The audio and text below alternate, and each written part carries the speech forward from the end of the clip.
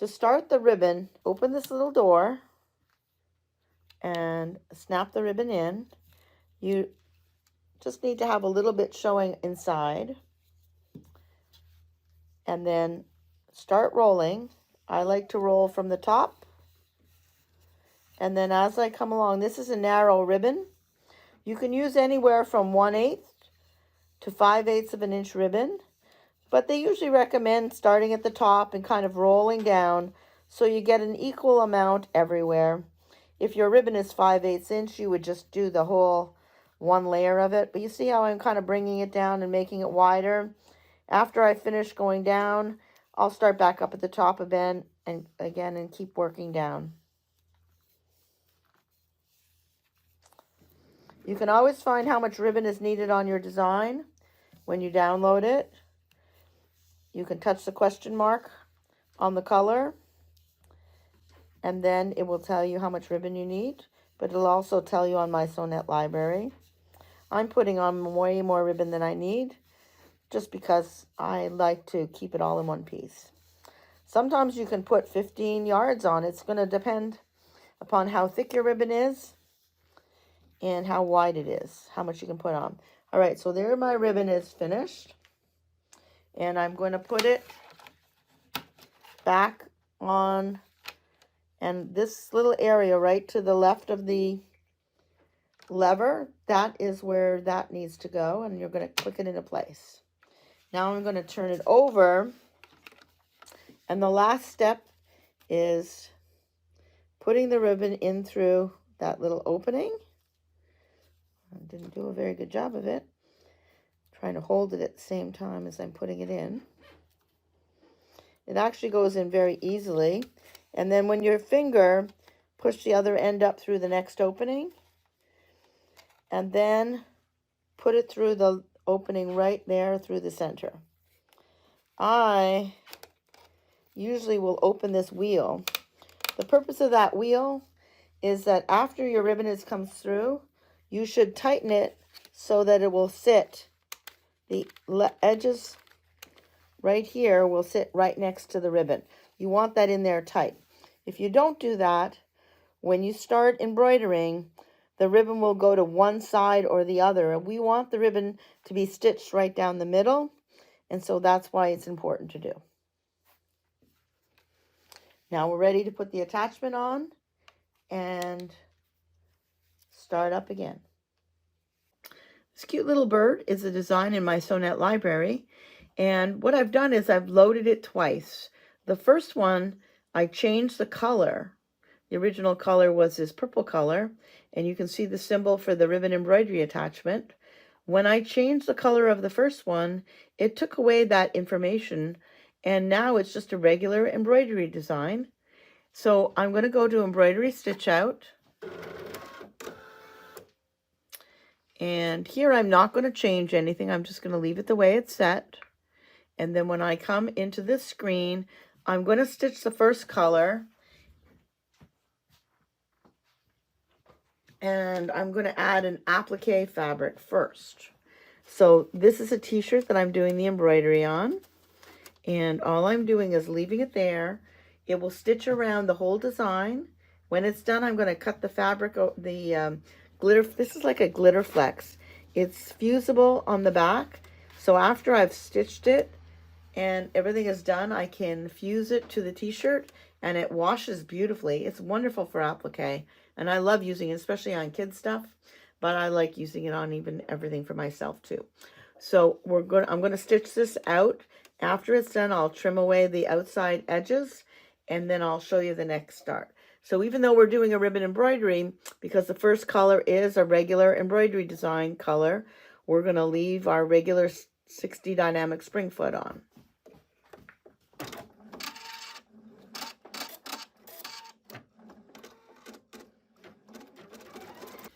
This is the ribbon embroidery attachment holder.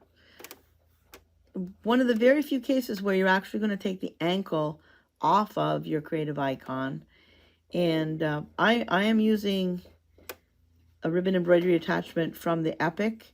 I haven't gotten a FOF one yet, but I'm assuming that you will get in the box this larger screw.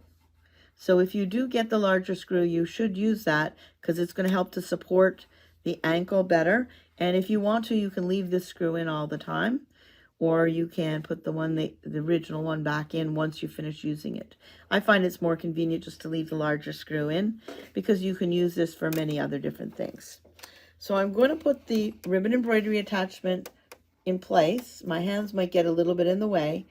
The two prongs that are on the right here, you know that you've got it set up. You'll see the red line on the top and then the two prongs to the right, and then you know that that's the right placement for it.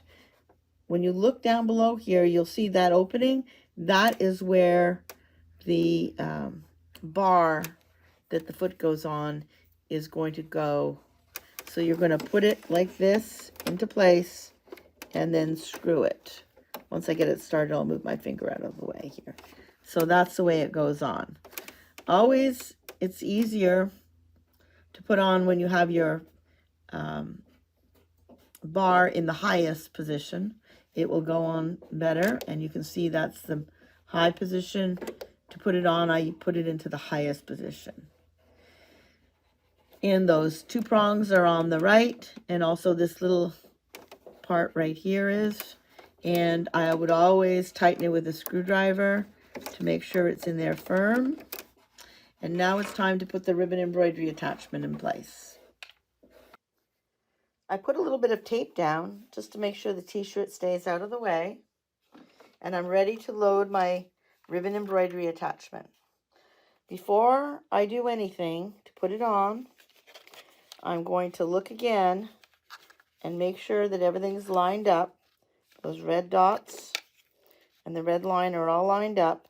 The ribbon that's underneath, I want to make sure I leave a long enough tail. Afterwards, when I put it on, I can pull it back up. So if you're the frugal kind of person and you're trying to save ribbon, this is not the place to be doing it. When you're got it on, then you can pull the ribbon back so that you don't waste any.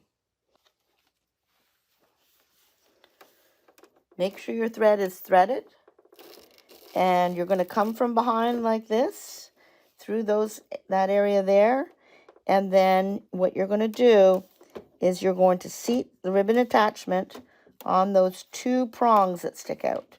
Just pull it straight in towards you. And you know, when you see it's like that, you know it's not on. So just keep pulling it until it comes in all the way.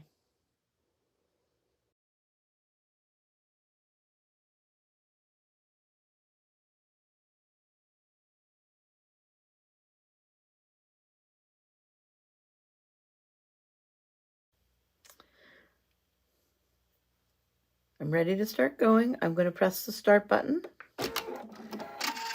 And you can see it lowered the unit down.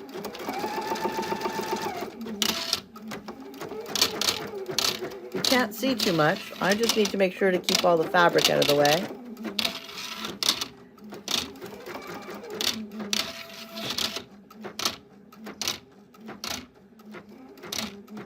I'll come back when it's finished so that you can see what the end result is.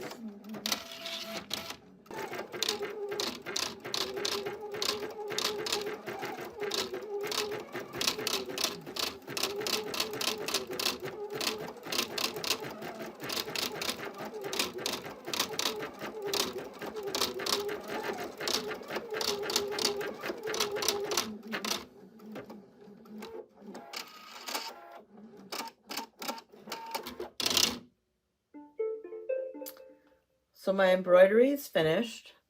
The first thing I'm going to do before I disconnect and take anything off is I'm either going to cut the ribbon right here, or I can loosen it up so that when I pull it off, there'll be a lot of extra fullness there. I usually choose to cut it just because, and I'm just going to cut it here just to make it easier since I'm holding the camera. Now, when you're taking it off, you're doing things in reverse. First thing I like to start with is to take the connection out, the little micro port out, and then I make sure that this is not going to be in the highest position. I want to be in that high position. And when it stops, it usually stops in the highest position. So I double check to make sure it's not in the highest. And then there's a black lever inside. And so when I take it off, I'm going to push that in and pull the unit straight back out. The needle I don't have to touch because it's already high enough. So I'm just going to push this back, take it straight back, and then I'm going to dip it down, and I'm aiming to find those same connections. The red dot, the big red line, and then the 2 dots that are in front. Move it. Sorry for my arm being in the way here. Move it like that, and then pull it straight back out at an angle. And then you can see my embroidery I'll take off. And what I have here is the last ribbon. Let me move it back a little bit more so you can see. This was the first piece. I trimmed it back so you could see better. And then this one is going to come here. Usually what I'm going to do is take my sewing needle and pull the tails down below the surface. So that way you don't see it. I hope you've enjoyed seeing this little example of what you can do with ribbon embroidery. And I hope you give it a try as soon as you get a chance.